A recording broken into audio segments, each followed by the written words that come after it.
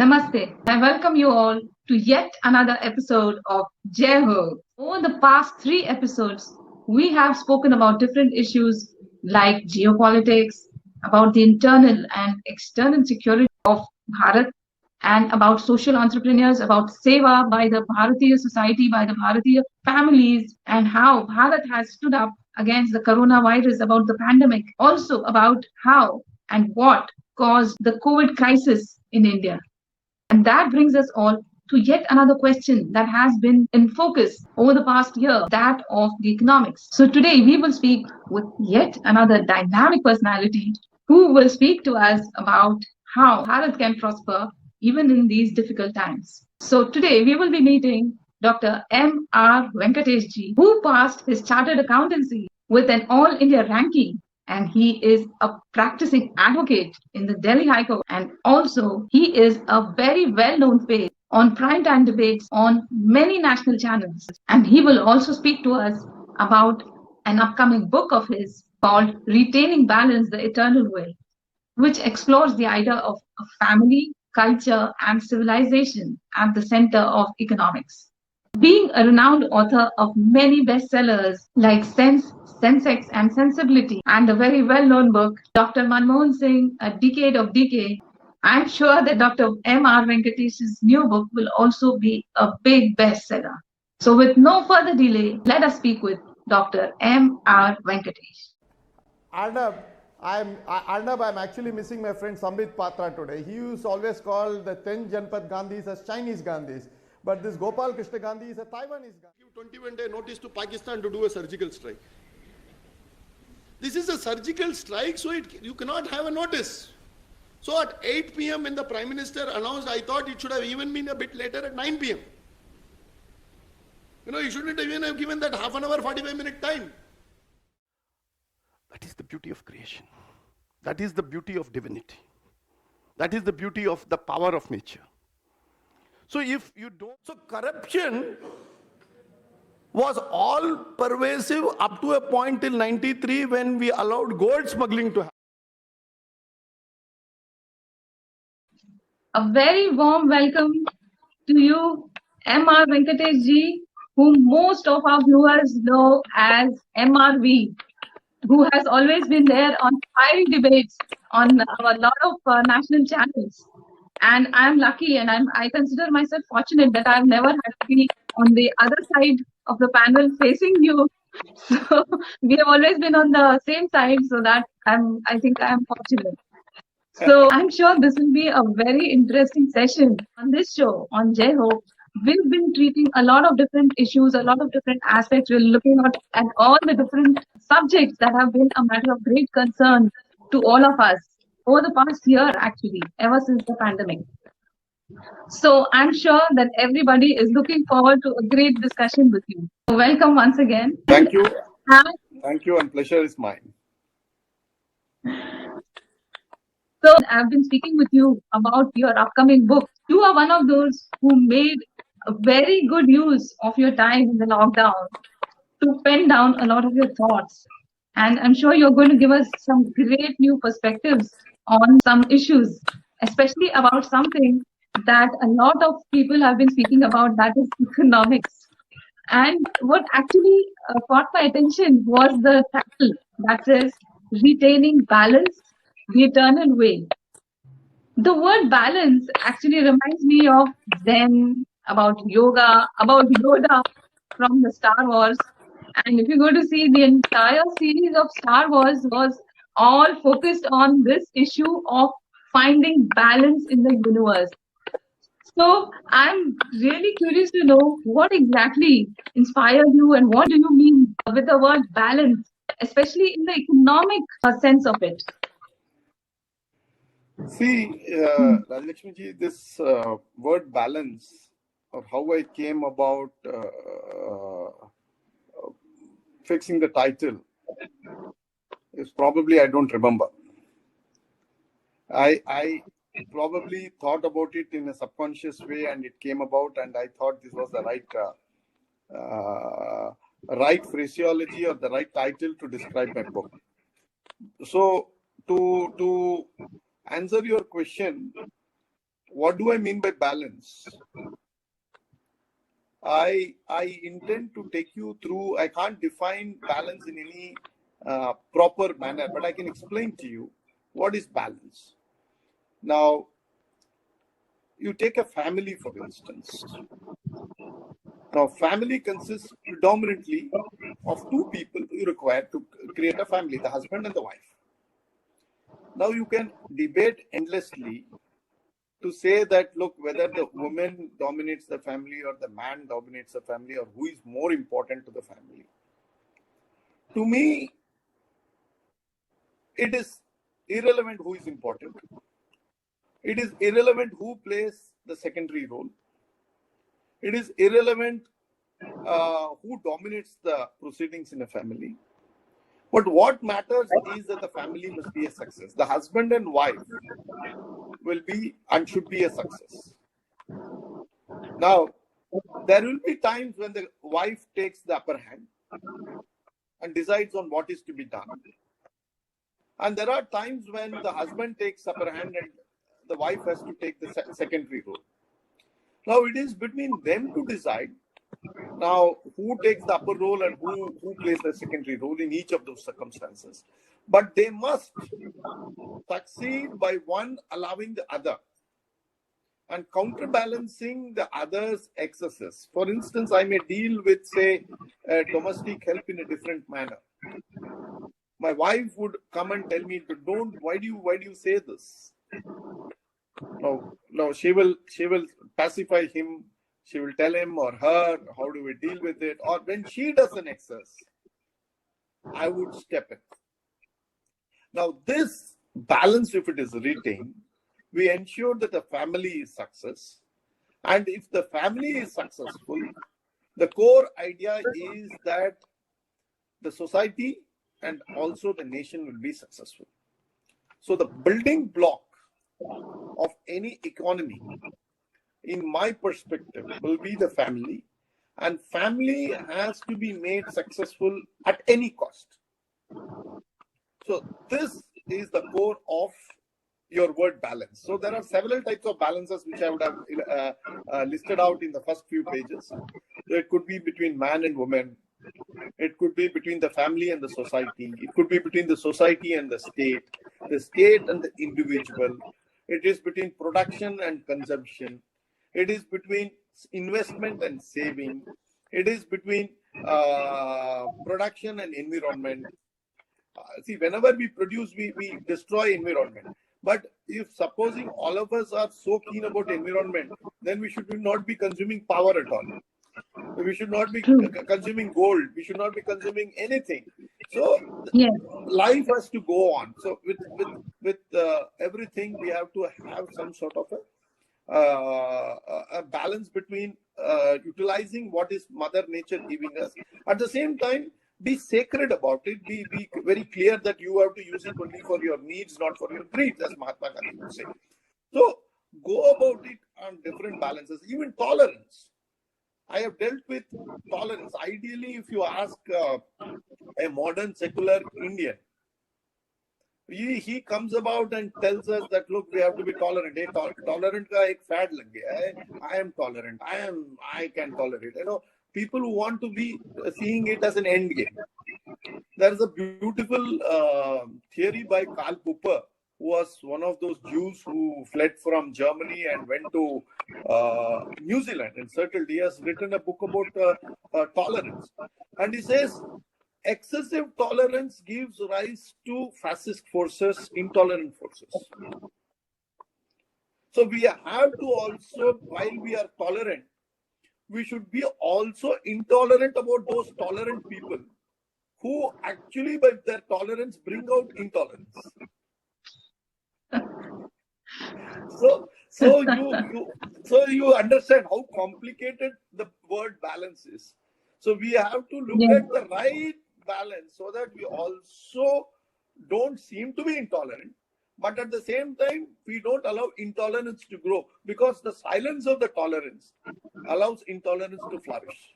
So I hope you got the drift of what I seek to talk about the word balance. So I dealt with different types of balance. I dealt with different type of theories, and I have gone about saying that we have to achieve balance at every stage, so that the core underlying theme of the book is that economy must be successful. Of course, these are all probably I have dealt it in what is called as in passing about these things to make the book embellish it or make it interesting read. But the core idea is economics, and that's where I have sought to talk about the balance. Balance is between investment, expenditure, between spending and saving, between leaving money for your children and saving or putting money on yourself, spending for yourself. These are questions that nobody can answer except yourself or the family.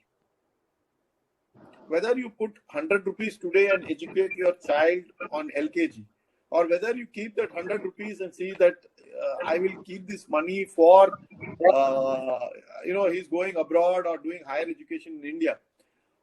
This question can be well answered by the family. And leave it to the family. So they know how to manage their own economics.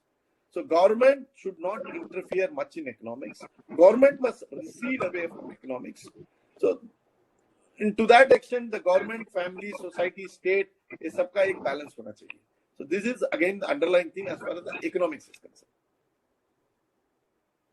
Yeah, I saw a mention about socialism and liberalism, and there should be some other alternate to that. Is that what you mean to say when you say that the government should not be interfering in this system?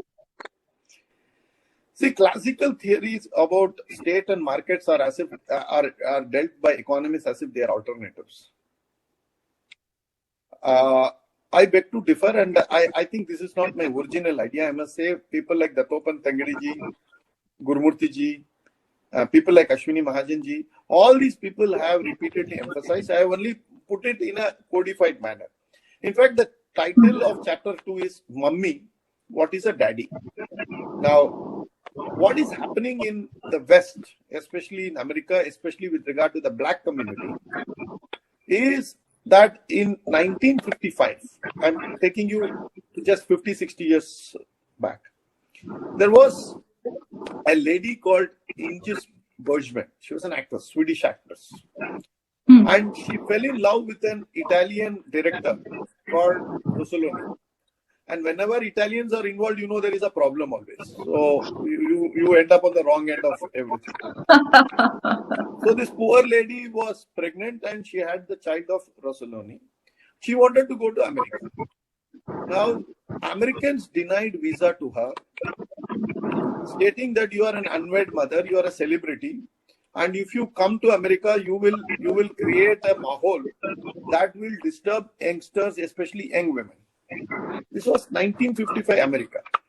In 1960 America, you are in city like New York. I'm not talking about hinterland. I'm talking about the most progressive city would not give house on rent to single wed mothers. Okay, this is how they protected their women folk or had a social norm which was taboo of single wed mothers. But 60s, 70s, because of technological coming up of this abortions, safe abortions, then pills, all these things created, I'm not going into the conflict, but after 70s, even there was a report by one guy called Moynihan. I don't know exactly how you pronounce him, Moynihan. He was a deputy secretary in the government of America, and he came out with a report of how blacks needed to be supported, and especially their families are withering away. So instead of supporting the family, they said they will support black single wed mother. And so what became as a government help actually helped people to teenage pregnancies, unwed mothers, so on and so forth, that today in the black community especially, that nobody wants to get married, because if you get married, your doles from the government is not going to come. So you will have to live with your husband who may be jobless. But it is better to not marry anybody and get money from the government, and so that the government will fund you and take care of you as a single unwed mother. So you actually government incentive. This is the end of socialism. It is done with good intention. I'm not saying the intention was bad. but उसका जो फलस्वरूप हुआ ना, the end result, I would suspect it has gone bad and all. Now, come to the market side. Market understand, or for the any ism, whether it is communism, socialism, marketism, the biggest bulwark that will stop the rampage of any ism and any excesses arising from any ism is family. Family will protect people from committing excesses or any excesses committed on the individual. It is a damn both ways. Now, markets believe that families have money, families have wealth, families have this, families have that. So they want to go and take your money. And as far as the market is concerned, family nahi hona chahiye. State does not believe in family. Market does not believe in family. So that is why the third chapter's title is Marx goes to market to destroy families. So Marx and market, which we think are two different ideologies, poles apart, come together or brought together when it comes to destroying families. How do you destroy families? You destroy families by allowing women to be liberalized. If a character of a woman is liberalized, and Marx and Marxism doesn't care a rat shit about women. It holds women as some sort of a pleasurable toy for men. That's the best that Marxism holds women. Contrast this with what traditional, I'm not talking about modern India, I'm talking about traditional India. If you are an unmarried young girl, Kanya Puja. If you are married, Dampati Puja. You know, every woman is revered. Every woman has to be revered, and that creates what I personally believe as the ideal balance between man and woman. In terms of that society, our gender balance can be acquired only when men are traditionally taught to respect women, not objectify women. So this Marxism and marketism, which believes that women have to be destroyed. Women, to destroy family, we have to destroy women. See, if you destroy a man or his character, family can be saved. But if you destroy the women in the family, and she is a woman of easy character for whatever reason, then the family can never rise. And in fact, the root cause of corruption in India, especially by government officers, is the women folk in the family don't exercise appropriate lagan or lagu on their husbands. They don't ask them why and how are you able to earn a 25 lakh rupee worth of jewelry when your salary in a year is not more than 3 lakhs or 5 lakhs. If the women put the men in the right track, I'm sure we can fight this scourge of corruption, not through the Prevention of Corruption Act. That's a very interesting perspective.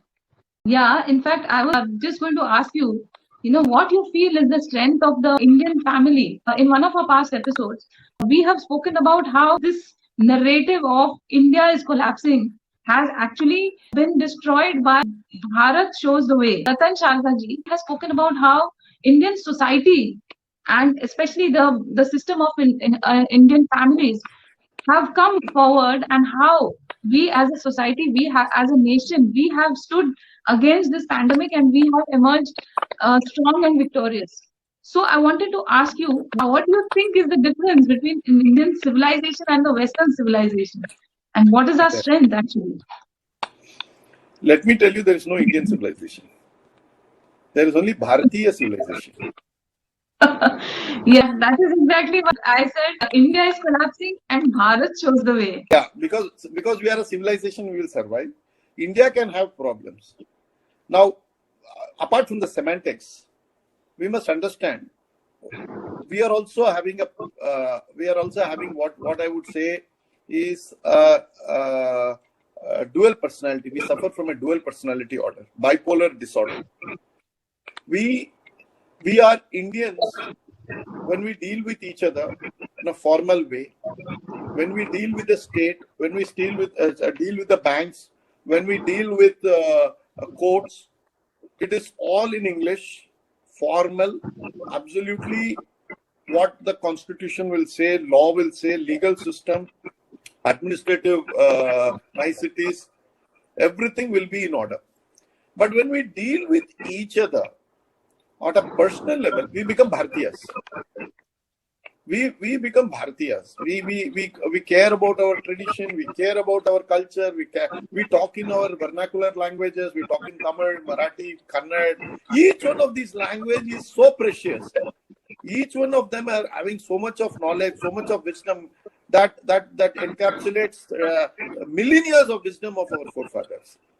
Where it is not a question of Marathi being superior or Tamil being inferior or vice versa. It is the beauty of these languages that has sustained the civilization for thousands of years. Unfortunately, the Bharatiya is kept under suppression. We somehow or the other, if you see that movie Onion or Anyudu, which has come in many languages, it is a hero who suffers from multiple bipolar disorder. He has three personalities in himself. So he is at once a very timid guy, at once a very romantic hero, and he is also a very, very strong personality, a villainish character, all in one. So we are also having the same thing. When we deal with Indians, fellow Indians who are formal, we are Indians. But when we deal with fellow Bharatiyas, we are Bharatiyas. So this dichotomy is there. But this has profound importance for economics. Now, I teach my students economics in 45 minutes. I will do it in 45 seconds for your viewers. Economics is a very simple subject made complicated by economics. You take economics as simply as follows. There must be production. That production must be for consumption. Production minus consumption must leave something for saving. Saving must lead to investment. Investment must lead to production. This is all the theory of economics. Now, if you have excess of production, shortage of production, excess of consumption, shortage of consumption, excess of saving, shortage of saving, excess of investment, shortage of investment, you have multiple policies, theories, ideas, plans, programs, where government, everybody interferes to remedy it and have the balance. Now, you take goddess Lakshmi. She is Chaturbhuje. She has got 4 arms, indicating it is production, consumption, savings, and investment. She says all my 4 arms have to work in tandem. You cannot have, supposing in an economy you only consume and don't produce. You will have to start importing, you will have import crisis, you will have all sorts of problems. Suppose you only produce and you don't consume, you are extra conservative. That also is a problem. Family left to it because of its culture. Now, that will ensure you produce and consume, invest and save better than all the departments of the government put together. Now, what is the problem with China? China is producing goods, but China is unable to consume because it has lost its tradition. Communist China has lost its entire roots of ancient China. So it is depending on America for consumption. America is not producing much. It is depending on China for on imports, and it is going on import. That is the problem with Trump and others who have to face this. The problem with China is not political; it is economics. So America is giving dollar to China, and China is giving goods to America. China is holding the dollars, and it is threatening America. So Americans don't know what to do. But at an economic perspective, China is producing, America is consuming, and they are like two drunkards. They are walking side by side, and they will never fall. But if one fellow falls, the other fellow will fall. So this is the true drunkard theory. Okay, so but India mein kya hai? India's biggest strength, every economist concedes, is that it is by and large a domestic economic package. We produce here, we consume here, we invest here, we have savings here. In fact, only 2% or 3% of our total investment comes as FDI from abroad. 97% of our domestic savings is channeled into domestic investment. Only 3% or 4%, probably 5% may come from abroad. But what is the picture that we are giving to the outside world is FDI nahi aayega, to ye desh डूब जाएगा. And where does this saving come from? The saving comes from people like you, people, ordinary viewers like your channel, who save, who are so conscious that in our country, people commit suicide if they are unable to repay the debt. That's why farmers commit suicide. Debt is supposed to be sacrosanct to be paid. Okay, in our native Tamil, Ravana, there is a stage where Ravana fights Rama in the war, and Rama defeats Ravana. And Ravana is humbled, and he returned. Ravana was told by Lord Rama that please go back. You fought well today, but you are without Shastra, Astra, kuch bhi nahi hai. Please go. Tomorrow we will resume our war. So it is the worst humiliation for Ravana. And he is going, and one unknown poet writes, and he says, Ravana was as humiliated as a person who was unable to repay debt. You can see how beautifully he has said that. And that is our culture. It is not IBC, it is not your DRT, you are not DRAT, company law, all these will settle this matter. That the Ilangai, when the Lanka ka jo Raja hai, he had so much of humiliation as a person who is unable to repay the debt. It is in wonderful chaste Tamil. He has described it. Now, why do I say this? These are all underlying underpinnings in our culture that would ensure that our way of civilizational or our way of looking at economics is different. In India, even today, 99.99% of the people, when they borrow, they believe that they have to repay the money. Exactly. Okay. In America, if you don't repay, you can file for individual bankruptcy. Because there is no shame in taking a legal recourse which is available to people. Whereas here, if there is going to be somebody who is unable to repay, bradari kya sochegi, log kya sochenge. The middle class doesn't think of itself; it thinks what others think of itself, and that is the biggest. It ensures that there is an overarching functional society that oversees your character or your excesses. It prevents you from doing something excess.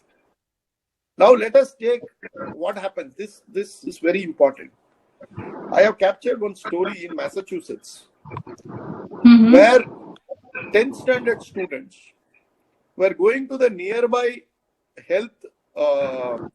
primary health center to see and confirm whether they were pregnant or not. This is despite the school having a condom vending machine. This is the school in America.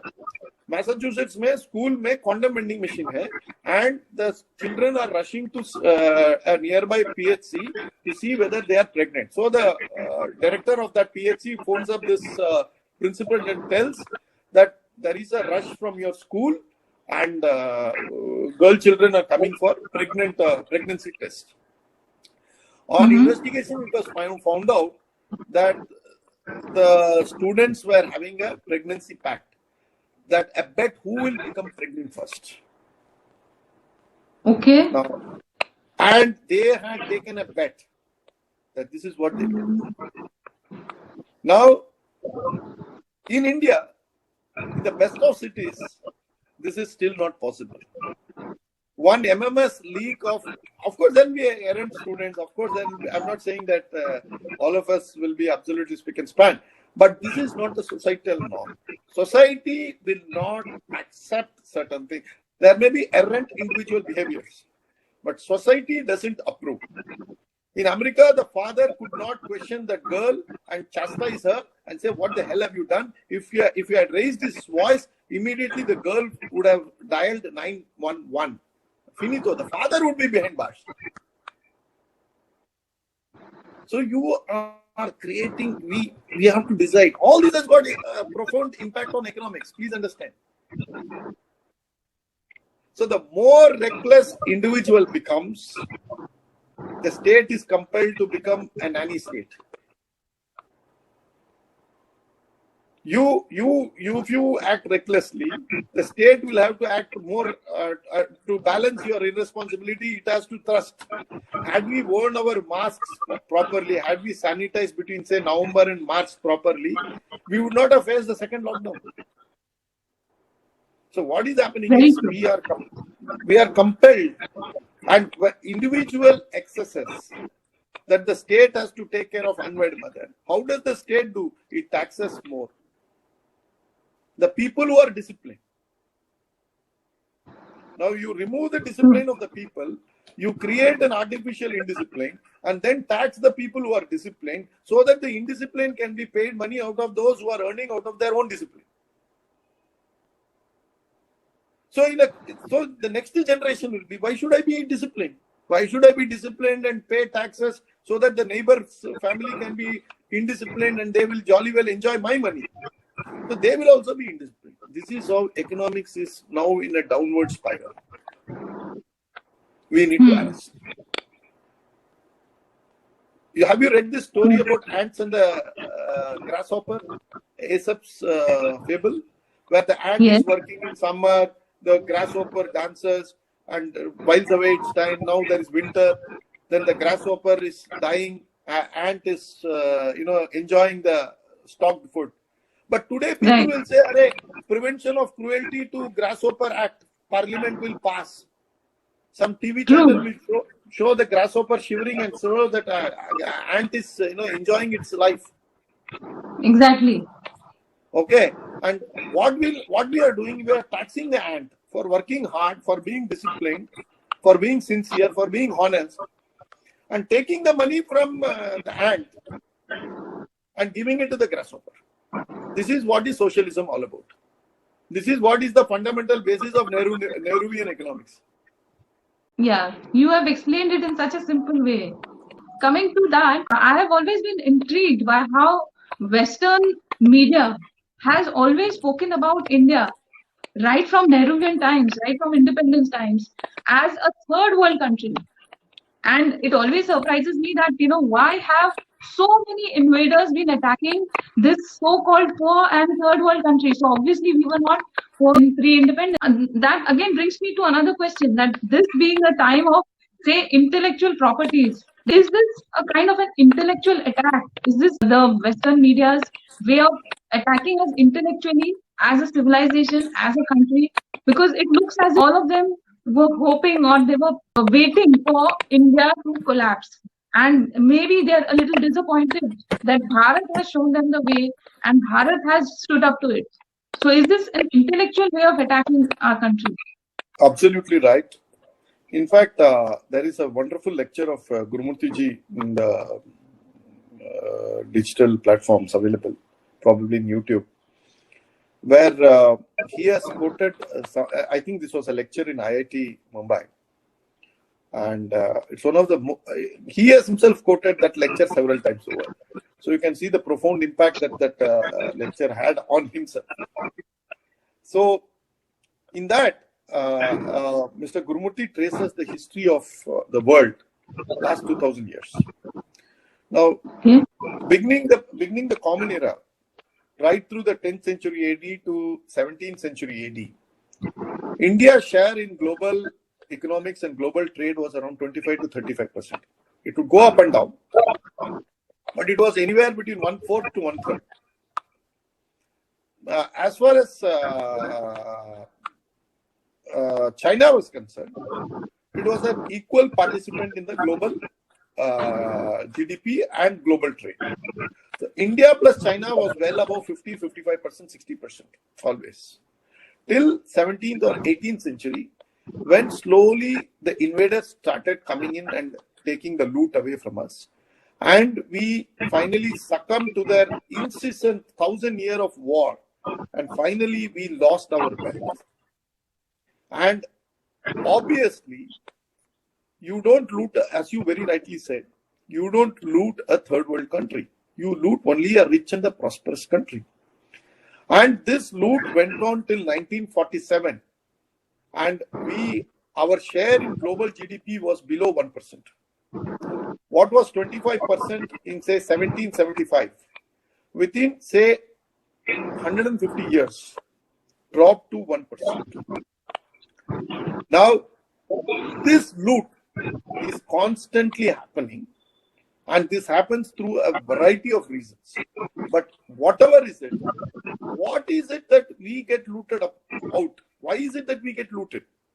A third world country cannot be looted. A third world country, you don't loot a poor man, you loot only a rich man. And likewise, Exactly. you don't loot a poor country, you loot a rich country. And the richness of this country is because of its civilizational strength that has put on a prosperous society, and that fundamental block of a prosperous society universally and for time immemorial has been the functional family. The functional family. That's why the retaining, that's the important. There will be ups and downs in a family, but retaining balance, that's the eternal way. That's how timeless, for time immemorial, these people have been successful, and they have been ensuring that we are prosperous. And unfortunately, our prosperity has become our bugbear. It has become our actually seal, and that is where we are getting attacked. So we need to now look at not only, again, we are in the cusp of retaining our prosperity. It's a matter of time. Next generation will be highly prosperous. Sometimes I look back, 30 years back, people used to walk 1 or 2 bus stops so that they will save 5 paisa in that stage. You know, they could ill afford that 5 paisa, and they could save that a few rupees in that in a month or whatever. We have now crossed that stage of abject poverty. Of course, there is poverty in this country. But we have crossed that stage of gross poverty, abject poverty, where people did not have enough to eat. Last year, the whole of the country was virtually under lockdown. 80 crore people was fed by the government. And it feels so happy. If this point alone is told to the outside world, that we fed ration to 80 crore people. Do you think this is an ordinary joke? And I'm not looking at this government doing it or that government doing it. But this is the prosperity, the base level prosperity that we have. 300 million tons of food grains production. The sugarcane production, we are almost number 1 or number 2. Fruits, vegetables, milk. You take it today, India has good quantity in abundance. Per capita level, yes, we are below the world norm. I agree with that. But today we are not having the poverty of, say, 80s and 70s. We have grown tremendously well. Today we are a country which doesn't have to worry about clothing, which doesn't have to worry about food. We have enormous amount of strengths which we have developed in the last 20-30 years. And I'm sure we will develop more in the next 20-30 years. So we are in the cusp of, becoming an economic superpower. But are we going to look at ourselves as Indians who have become a superpower, or are we Bharatiyas who become superpower? If Bharatiyas, we have to understand that we will be under siege again, one way or the other. And this corona is yet another war on us. And we will have to fight this war through different methodologies. Traditional methodologies will not affect. So we require a large amount of intellectual prowess to think how to defend our prosperity. So this is a new type of thinking that we have to have. Probably I don't have it. I don't possess it, but I can foresee the requirement of such thinking. Okay. Now, so the last part of it is that as we regain our prosperity, It will be the family that will be at the forefront. So the government of India has to reward the discipline. Those who live under the overarching scheme of family must be encouraged. People who carry on their own, when I say family, that family is also a good amount of self-employment happens by the family, like a chai dukan here, or a pan dukan there, a small restaurant here, a tool shop there, or a doctor's dispensary there, where somebody works as a compounder, somebody works as a nurse. So all these are employment generating economic units. They are doing their job. They are taking care of themselves.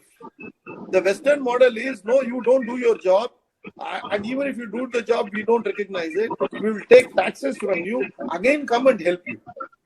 The Indian way of looking at it is that, okay, when you do your job, you carry on yourself. The state must become a residuary one. We must move towards a residuary state.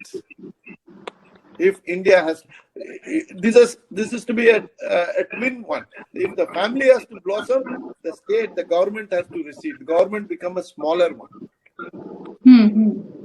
This is what would be my prescription in this book also. Okay, that's something really interesting. And I hope that the powers that be, they listen to this suggestion of yours. Incidentally, the last chapter is titled Ram Rajya is less of Ram and more of Rajya. Ram Rajya mein Ram meaning government must be in the minimum, and Rajya meaning governance. And governance is not a problem of government alone. Please understand. Governance is self-discipline. That is why the name of Mahabharata, the original name of Mahabharata was Jaya. And Jaya means victory over self. You can conquer everybody. But to conquer yourself is the highest philosophical problem or challenge that has been posed to us. And that is why Mahabharata is all about Jaya. Not about, it is easy to have Vijaya. But Jaya is that much more difficult. Very true. They say, conquer your mind, conquer your world. Yes. Conquer the mind, conquer the world. And to conquer the mind, it is important that you conquer yourself, and that alone will allow, and that is what governments have to do. That's what society leaders have to do. I am not restricting governance to only government. Governance is not the problem of Mr. Modi or your chief ministers alone. It is my problem. Government may be their problem. Governance is my problem. Okay. There is one thing that I have always been curious about. As a chartered accountant, what has been your observation about these terms of Hindu undivided family versus the term of family businesses that the management students learn about? What kind of a difference is there in this wealth creation? See, Hindu undivided family HUF is being recognized by the Income Tax Act and has its own weightage in certain tax planning and tax measures. Of course, people who are talking about Uniform Civil Code are also talking about abolishing HUF, because HUF is very common and germane to Hindu law, where there is one Karta, the eldest patriarch in the family, under whom all the sons, their probably sons, and this is there. Unfortunately, what has happened is, by efflux of time, the family values has eroded, and nowadays it is by and large in a receding mode, though not in a obsolete mode.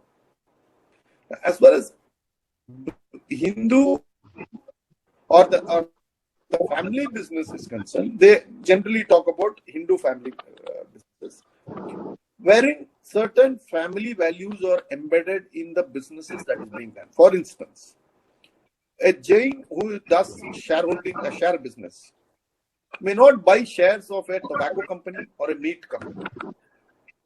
There are people who have put their restraint that, after all, what is civilization, what is culture? It is basically having restraints. The moment you have restraint, you say, I will not smoke, or I will not do this, I will not do that. You define yourself not only through a positive act, you also define yourself through a negative act by saying that I will not do these things. I will not eat meat, or I will not eat meat on Amavasya, Paurnami, Ekadasi. I will fast on Ekadasi, or I will do this, or I will do that. So anybody who has some restriction has some amount of civilizational values. Restriction is civilization. Restriction is culture. Now, these family businesses have certain traits. And these traits are much larger and encompassing than your little narrow concept of HUF.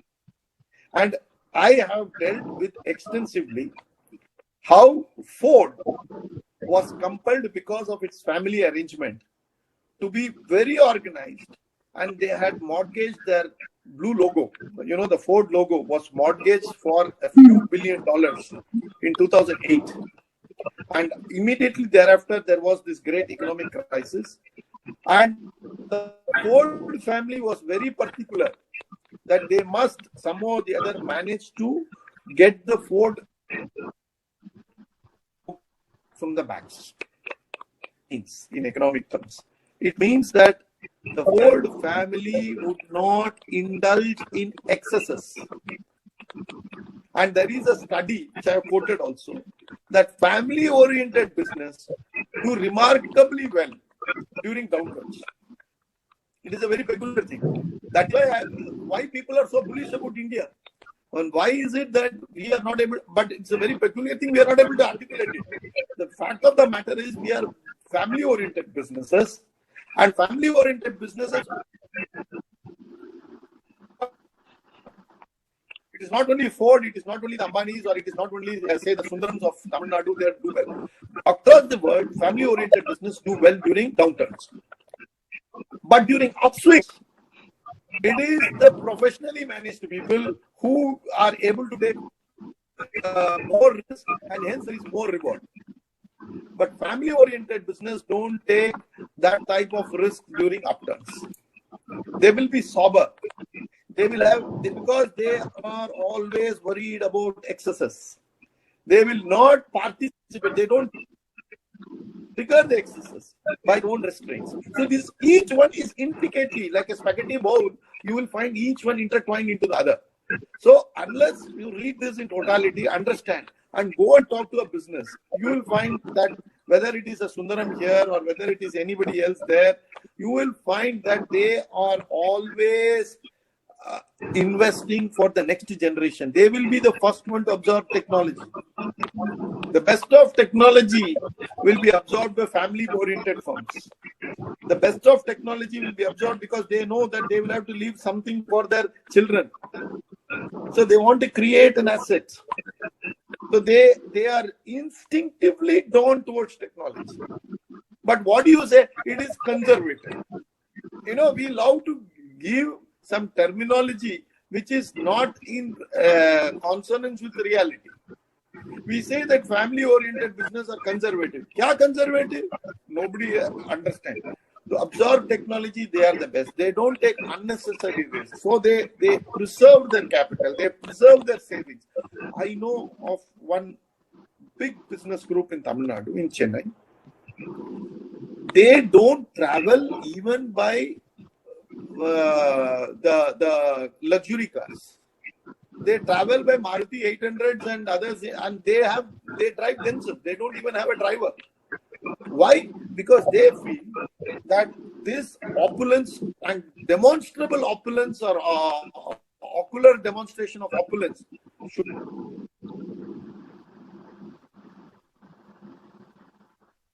because they are own. They believe that it is not their wealth.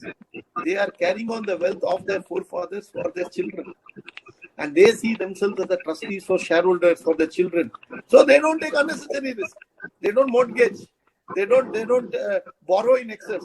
Even when they borrow in very minimal quantity and only with their own capital.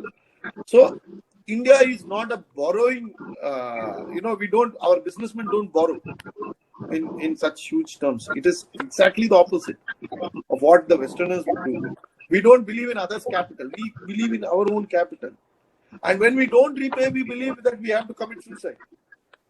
like Ravana felt that it's so humiliating that unpaid debt. And these are all differentials from the Western societies or the other societies.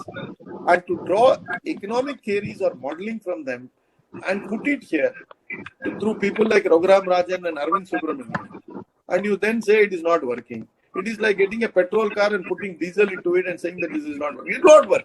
The engine is not suited for such working. So that is why we are still in search for an economic model after 70 years. And that is why our economy is not blossoming the way it should. And ideally, we are working too much. Indians work too much. Indians are too sincere, too honest. And unfortunately, the reward is not coming because of the government policies, which doesn't look at these things and these differentials and reward these differentials. Okay, after listening to all of this, this reminds me of some lines that I read in the preface to your book that you had shared with me, which spoke about how all these economists, and a couple of them I think you just mentioned, you have spoken about how these renowned economists, they have all been looking at economics as the proverbial elephant in the room and looking at it from different perspectives. You said they're probably looking at it like blind men. So what do you think that all these experts, what perspective do you think they're missing, and how do you think India can move forward and become this Vishwa Guru that all of us want Bharat to be? And I think that will be a perfect conclusion to this conversation that we are having. I hope this will leave all the viewers with some kind of hope that in spite of everything that so many different economists are saying, that there is some hope. Yeah. I would say that today we have come to a stage where we have to understand that our strengths are neither cognized or are seen as a weakness. Our strength is our family. Our strength is our civilizational restraint. Our strength is our way we conduct. And our family is an auto balancer. If a family does too much of spending, the greater family or the community around them will say, ये तो spendthrift family है. इससे क्या लड़की देना, क्या लड़की लेना. They will try to distance away from a family which is in excess. Let us assume there is a family which is a conjuice family. It doesn't spend on anything. Then also people will say, this is a conjuice family, don't give a daughter, don't take a son from that family. In other sense, the society wants you to be balanced, that you must spend. The society wants you to save. The society wants you to invest. The society wants you to be self-sufficient. This is the core of Atmanirbhar. Atmanirbhar Bharat cannot happen if the Atmanirbhar families don't mushroom. 1 billion Atmanirbhar families means Atmanirbhar Bharat. Very true. Okay? And that means you must search your own employment, you must feed yourself, you must educate your children. But sadly, the word duty is missing from our constitution. It is only in 51A, Article 51A of the Constitution, that too in passing. And it is not justiciable, meaning you can't go to the courts. Now, we have played too much of rights. Fundamental rights we have given enormous weightage, but we have not given to fundamental duties. A land where Karmanya Vadhikarasya, you may not understand Gita, you may not have read the Gita, you may not know the Gita, but you know Karmanya Vadhikarasya. Everybody understands that do your duty, the Lord will help you, but Lord will not help you unless you do your duty. So there is, I have dealt also with a balance between believing in divinity and believing in yourself. If you are supinely indifferent and sleep and pray to the Lord that He should take you from here to wherever, He will not take. You will have to take the steps of going there to that destination. But this rights-based society, I have traced, is basically a Christendom thought. Great thinkers like Thomas Hobbes or Rousseau, who devised the idea of a state somewhere in the 17th or 18th century, the nation state, they believed that the state must be omnipotent, omnipresent, omniscient. This must be the definition of state. It must have all powers. It must be given all corrosive powers. It must interfere in everybody's life. It must regulate every aspect of human endeavor. So that is how we created the state. Why did we create it? Because Thomas Hobbes, like people, believed that an individual is intrinsically bad. He is brutish. So to regulate him, you have to have a state. Now, in Christianity, everybody is born bad. There is no Shuddha Atma. The concept is everybody is born bad. Everybody is a sinner because Eve committed the first sin with Adam. And so all of us who are their children are born bad because we carry the legacy of that sin even to this day on our heads. And it is only Jesus Christ who as a redeemer can come and redeem you of all your sins. And the same philosophy is taken everywhere in Western ideas, whether it is evolution, biology by, say, Richard Dawkins, or whether it is Karl Marx in terms of communism, or whether it is a political constitutional construct like Thomas Hobbes or Rousseau. So they said state has to be given so much of powers, but to then protect the individual from the state, they created fundamental rights. So the belief that the man is brutish, if it is taken away, like Swami Vivekananda said, every soul is potentially divine. Then you don't require an omnipotent state. Then you require a different set of law, a different set of constitution, a different set of ideas, where fundamental duties will become the centrifugal force. I would only urge, and my book is about seeking a rewriting of the constitution, wherein there is a place for fundamental rights, no doubt, but fundamental duties must also find a place in our constitution, where every citizen must do certain fundamental duties. We cannot be urinating in the road, we cannot be spitting in the road, and then say that why the hell did the second wave happen? We have a duty to ourselves, our family, our society, our country. And unless this is settled, no laws of economics will work. We need somehow or the other to bring duty. Duty is understood by every single individual well. And let me assure you that if you put duty in the constitution will acquire more beauty. Yeah, and that is Very well said. that will be the core theme of the book. Very well said. I like this part about how a person taking up and performing their duties will add more beauty, not just to the constitution, but I'm sure that it will make a much more fruitful and a much more beautiful society, a much more beautiful world. Exactly. Yes. So, any concluding remarks that you would like to give to the viewers? Nothing else except that I hope that the book will be out in the month of it's in the post-production stage, that cover page designs and other things. I hope and seek all the blessings of every single viewer to see that I will be able to release the book in a proper manner, and also see that the message in the book should not be discarded, because these are not my message. This is not my book. This is the book written for the purpose of which I was probably an instrument, and the thoughts were flowing from the divine, and I was nobody except a small intruder or an interloper or a stenographer who did the work. The rest was all done to the laid to the feet of the lotus lord. That's all I would say. I only wish that people buy this book and read it. Even if they don't buy, at least they read it.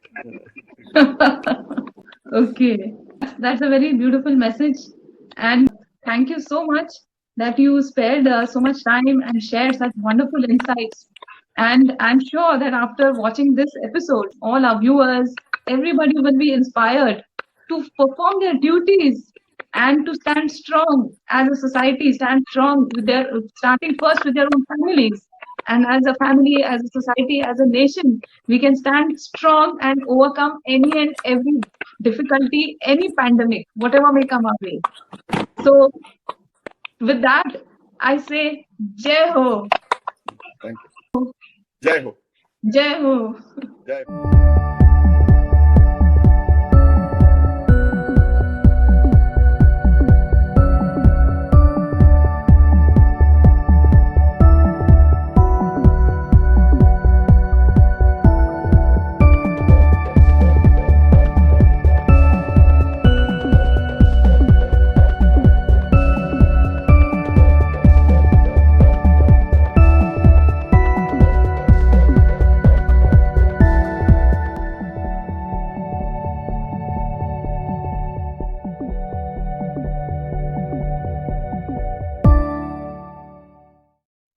Jai Ho.